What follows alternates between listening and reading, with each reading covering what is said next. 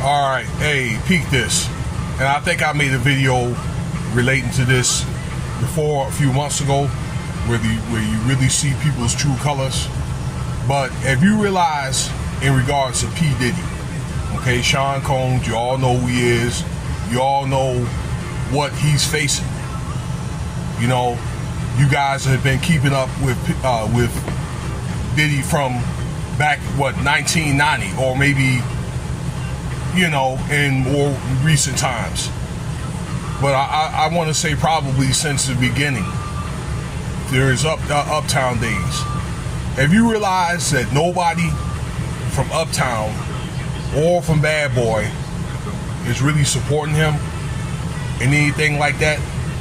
He only has really one supporter, maybe two, and Stevie J and Ray J. But no, those guys has not even came up to even say anything good about him or whatever. Maybe they're not going to have the opportunity or what, but you don't see Stevie J or Ray J doing anything on social media other than say that, yeah, he was going to be, for them. But in more recent times, no. Okay? And the reason why is because, man, Diddy really ain't no good dude. I couldn't, back in the 90s, I thought that he was on point. But when Biggie died or whatever, and when they had that East Coast, West Coast beef, I really didn't like Diddy or whatever, okay? I thought that he was a janky dude, okay?